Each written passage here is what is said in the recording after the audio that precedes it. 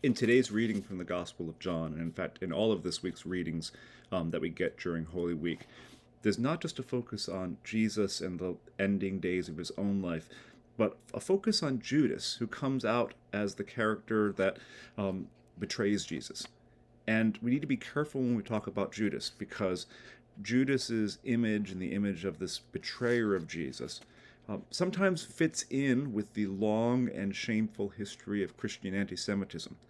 The accident of his name and how close Judas sounds to Judean, the words from which we get Jewish and Judaism, the connection with some of our harmful stereotypes about Jews regarding money, all of that has played a role in the centuries for why some of the readings this week, especially from the Gospel of John, with its use of the term the Jews for the enemies of Jesus, has also been a time of the most danger for Jewish communities in Christian Europe, and a time for us to reflect on the shame of our own sinfulness with regard to the Jewish community. Lots of people have talked about how Judas betrays Jesus, how he betrays him with a kiss, adding to the tragedy of this moment. Why do you need Judas in the first place? Well, it seems to suggest that Jesus of Galilee, Jesus of Nazareth, is not super well known enough by sight to get recognized in Jerusalem. So they need somebody to pick him out of a lineup, somebody to say, that's the right guy. We're bringing the right person in. What we don't get a lot of information about in the scriptures is why. Why does Judas do this?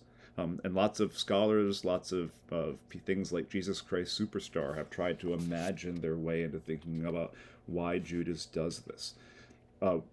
One gospel, Matthew's gospel, with the pieces of silver, seems to suggest maybe it's about greed. Here in the Gospel of John, the line says that somehow Satan enters into Jesus and tempts him to do this. But we might ask, well, why would this friend of Jesus, someone who was with him from the beginning, who was named one of the 12, why would he do something like this?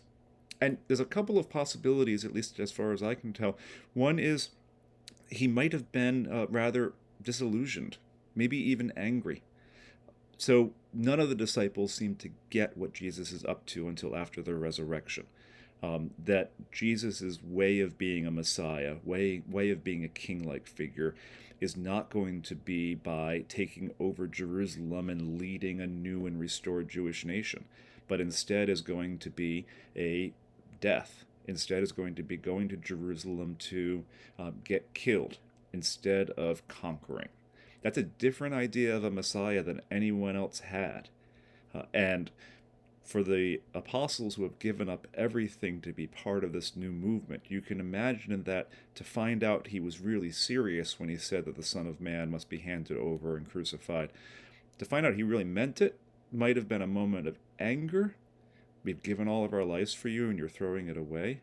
Might have been a moment of fear. Well, what am I going to do if I'm associated with this person now? Might have been a moment of disillusionment of the hopes that they had for what Jesus' messiahship would look like being dashed. So you can see in a moment of weakness, I think, how Judas perhaps decided, well, if I'm going to get in trouble, I might as well at least figure out a way ahead of time to be one of the people on the right side of the law.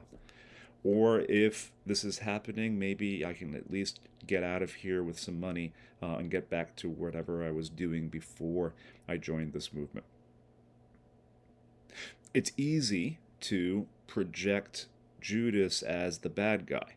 So much of our history, and this is not unrelated to the history of Christian treatment of Judaism, so much of our Christian history involves thinking of Judas as the ultimate bad guy.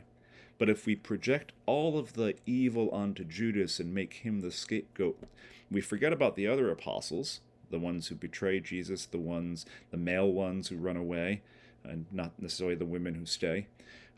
If we forget the fact that lots of people are betraying Jesus, then we need to remember that as part of this Easter story.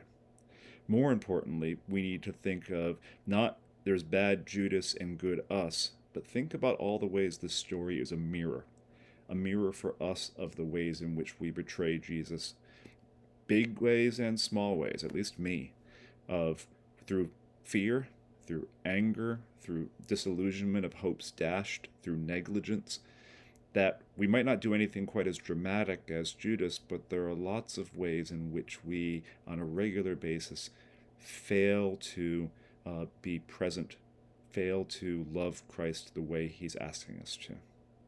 The good news of all this, the reason this is a gospel, this is good news, is that this is still a story of God's mercy and still a story of Jesus' forgiveness. I can't help but hope that when Jesus says, Father, forgive them, they know not what they do, that he's including Judas in that hope, because that also is our hope, that when we don't know what we do, when we betray Jesus in big ways and small ways, that we can still trust in that mercy, that while we were yet sinners, Christ died for us. So my hope for you for this remaining Holy Week might be to take some time to ask for God to show mercy, to remember the ways in which God works even despite our failings, even despite our sins, that God still loves us, and that nothing we do can ever get rid of that love, and that God still always invites us to do better. God always invites us to grow more in relationship and to forgive so that we can pass that forgiveness on to others. And with that, I wish you a wonderful remainder of this Holy Week together.